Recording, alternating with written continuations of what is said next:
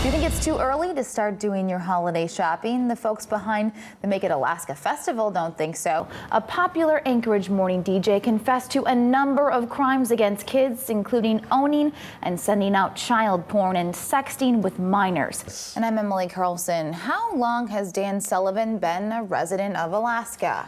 The handling of the National Guard scandal came up at today's Anchorage Chamber of Commerce forum between the governor and his challenger, Bill Walker. Walker says the governor's handling of a difficult situation has been clumsy from the start, and today's firings, coupled with the Anchorage School District's announcement that it will not allow Guard recruiters to visit schools, shows it's too little, too late. And I'm Emily Carlson. A federal court judge in Alaska today denied the state's request to stop same-sex marriages from going ahead. Well, a new burger joint with a twist is coming to the Sears Mall. Well, it was that unbelievable image you saw right here on Nightcast last night that had everyone talking today. Well, the DEA is cracking down on drug abuse by putting new restrictions on refills of addictive painkillers. Yeah. More than 40 crew members dumped into the Bering Sea when a South Korean fishing boat sank on Sunday are still missing. While the Coast Guard admits there's a very slim chance of any of them surviving the frigid waters, they continue to search. Well, it feels as if fall is, at this point, holding on for dear life. Yeah, but temperatures will soon take a nosedive. Carlos is here with the first look at the forecast. Hey, Carlos. Yeah. Earlier tonight, Governor Parnell removed 3 high-ranking members in hopes of restoring trust and faith in leadership. The effort continues tonight to find a new leader of the Alaska National Guard. General Thomas Katkis resigned earlier this month following the scathing report regarding sexual assault. Meanwhile, supporters of the victims still have plenty to say. For the first time in 5 years, a Peace Corps recruiter is in Alaska to shed light on the program and its changes. Today, Recruiter was talking to students at UAA about its opportunities to serve overseas. Well, it doesn't matter how cold it is tonight because those high school football players, they're going to play no matter what. You're not allowed to play in the heat here. I mean, what is this? It's a rule. This isn't Florida. This isn't Texas. This is Alaska, folks. This is football final. Here we go. There's our music on KTVA as we put a bow on the regular season. Well, when do you want school to start and how long should Christmas break be? Really long. The Mat-Su-Borough School District says your opinion matters. Well, the city of Nome has a big project of its own in mind. State's 2016 budget is out, although Governor Bill Walker says there will be a number of changes before he publishes the final version in February. And that was founded by Mary Rita and Dr. Hope, and it funds projects for women who have GYN cancer. It's quite a campaign to raise awareness, and I know you'll be helping to raise that awareness. You'll have more for us tomorrow. That's right. Tomorrow we talk to a woman who is part of a GYN cancer program, and she's trying to live life to the fullest every single day. But what about outgoing Senator and past Anchorage Mayor Mark Begich? A lot of people are talking about him. And here's what he had to say when we asked him about it this morning on Daybreak. Eric Peterson was backcountry skiing in the Rainbow Mountains on Saturday when the avalanche took him by surprise. Peterson, a track and football coach in several Anchorage high schools, was killed. Coming up tonight at 6 o'clock, we talk to other stores about how the new restaurant is working to revitalize the mall. Well, a naval ship with Anchorage ties will go down in history for its help in helping NASA get to Mars. This morning, the Orion spacecraft successfully launched into orbit. Administrators say it marks the beginning of the Mars era.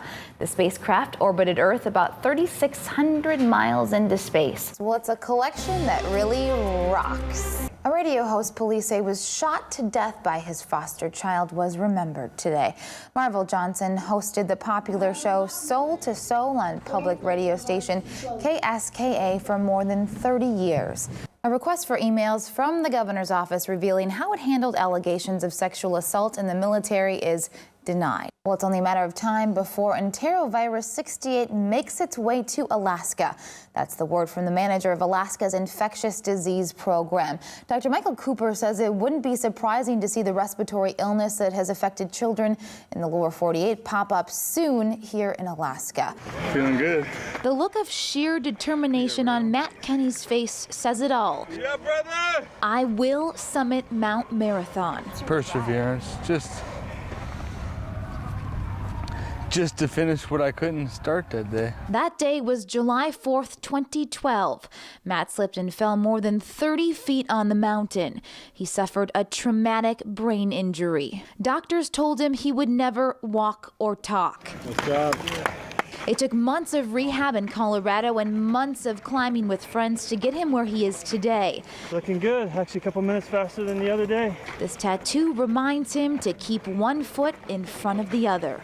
4 words. Accomplish everything without fear. Good job, Matt. Keep smiling, man. 2 years after he nearly died, Matt is back to finish what he started. The only part that'll never go away is my drive for today. That's part of me that you just don't turn off. Matt isn't climbing for time. He's here for himself, Oh my God. his family, and the running community that helped him recover. His final time, 2 hours, 20 minutes. But that was a moot point compared to the reception at the finish line.